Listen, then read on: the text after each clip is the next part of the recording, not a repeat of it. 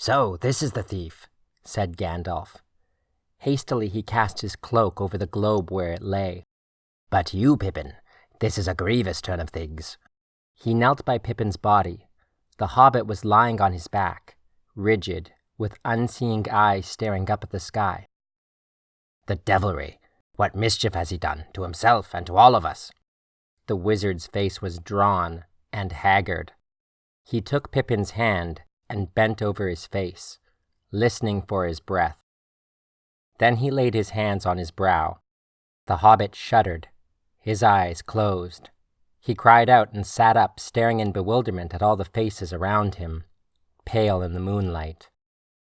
"It's not for you, Saruman," he cried in a shrill and toneless voice, shrinking away from Gandalf. "I will send for it at once. Do you understand? Say just that." Then he struggled to get up and escape, but Gandalf held him gently and firmly. "Peregrine Took," he said. "Come back." The hobbit relaxed and fell back, clinging to the wizard's hand. "Gandalf," he cried. "Gandalf, forgive me." "Forgive you," said the wizard. "Tell me first what you have done." I took the ball, and I looked at it," stammered Pippin. "And I saw things that frightened me, and I wanted to go away, but I couldn't. And then he came, and he questioned me, and he looked at me, and that's all I remember." "That won't do," said Gandalf sternly. "What did you see? And what did you say?" Pippin shut his eyes and shivered, but said nothing. They all stared at him in silence except Merry, who turned away.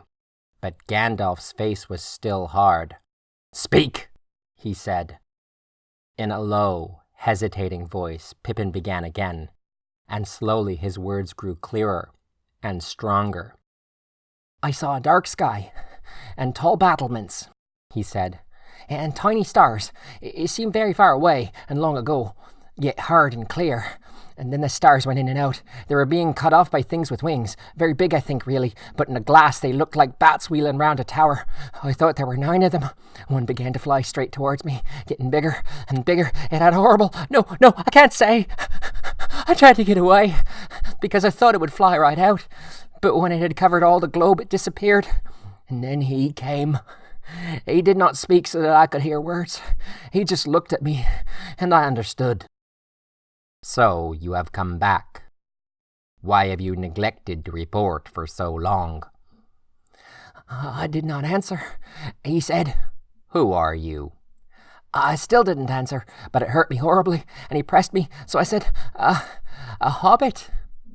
Then suddenly he seemed to see me, and he laughed at me. It was cruel. It was like being stabbed with knives.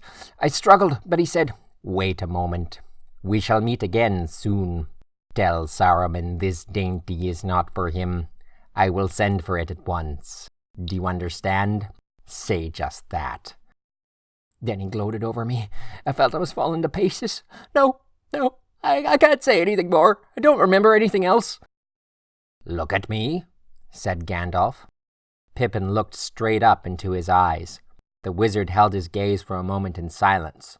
Then his face grew gentler, and the shadow of a smile appeared. He laid his hand on Pippin's head. "All right," he said. "Say no more. You have taken no harm. There is no lie in your eyes, as I feared. But he did not speak long with you. A fool, but an honest fool you remain, Peregrine Took. Wiser ones might have done far worse in such a pass, but mark this. You have been saved, and all your friends too, mainly by good fortune, as it is called. You cannot count on it a second time. If he had questioned you then and there, almost certainly you would have told all that you know, to the ruin of us all. But he was too eager. He did not want information only, he wanted you, quickly, so that he could deal with you in the Dark Tower, slowly. Don't shudder!